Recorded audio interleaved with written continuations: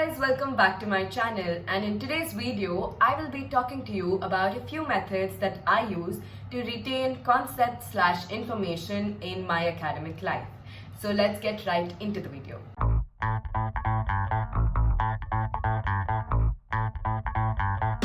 So with each method that I tell you about, I will be giving you an example of how I use it in my life so that it gets clearer to you. For example, number one is repetition.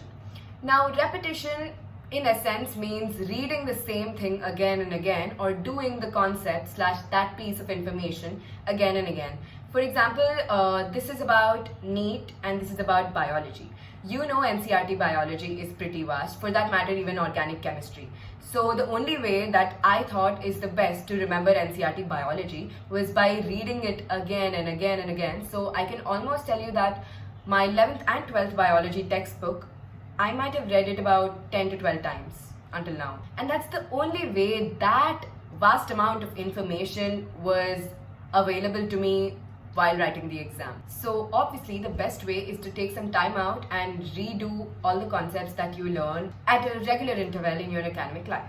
Number two is writing class notes / listening to the class. Well, it depends from person to person. For example, I prefer writing class notes in certain subjects and I prefer listening to the class in certain subjects. And what you must realize is common in both of these is that I'm paying attention in class. So it's important that you take every single opportunity that you get, which includes the class time. So try your best to learn everything you can during class time, and so that you're not pressurized after coming back home.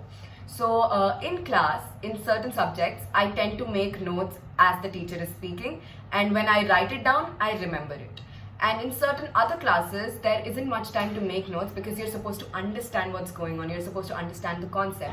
And once you listen to it in class, once you listen to the way the teacher teaches it, you're going to remember it for really, really long, because that visual memory stays with you. That memory of the teacher using examples, that memory of the teacher's pedagogy, or even the memory of you noting down what the teacher is teaching. So pay attention in class and try to grasp everything you can during the class time. Number three is teaching someone / teaching yourself.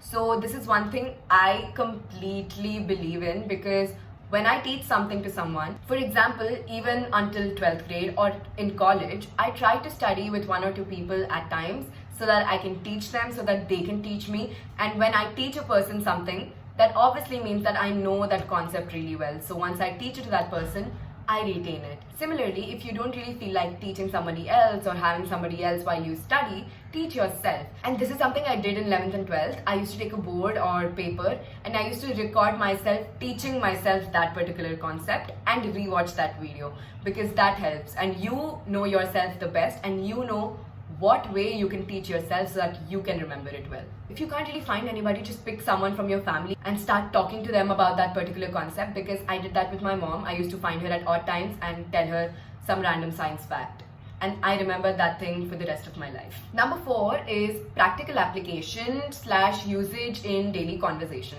For example, usage in daily conversation. If you know me as a friend, you know that in every sentence, I include something sciencey. So if you tell me a joke, I'm probably going to reply with a joke, but again, including scientific terminology. So yes, that can be pretty annoying, but who cares, just be annoying. Anyways, I meant try to use whatever you learn in your daily life.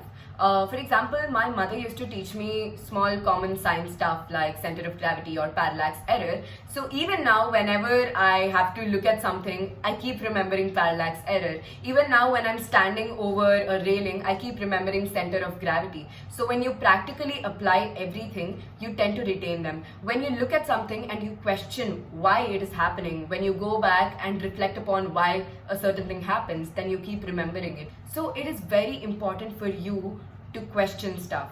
It is very important for you to know why everything happens, and that's how you can completely grasp a concept, along with it all the information too. Number 5, and the most basic thing, is mnemonics / smart learning. Mnemonics really help. I might not remember all the 10 essential amino acids, but I'll definitely remember the mnemonic for it. I might not remember the entire glycolysis, but I'll remember the mnemonic for each and every step of glycolysis.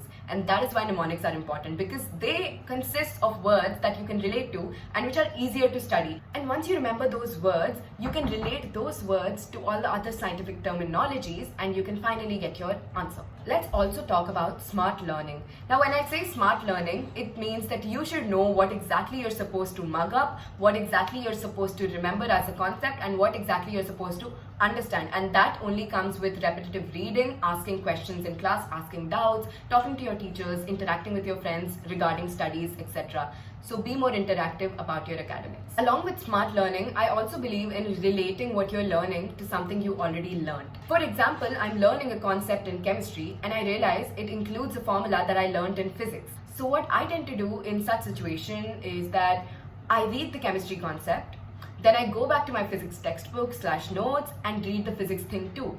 So I can relate these two subjects. Such cases happen a lot in 11th and 12th and also in medical college, that you read something and you can actually relate it to something that you've already learned. And this helps in retaining what you're trying to read.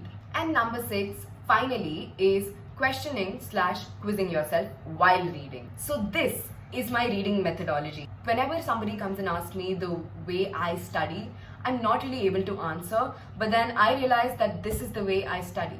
So for example, I'm reading a paragraph and I've already read it once before. I'm just trying to remember it again and again. So instead of reading the paragraph again, I close the paragraph and try to recollect it before I even read it.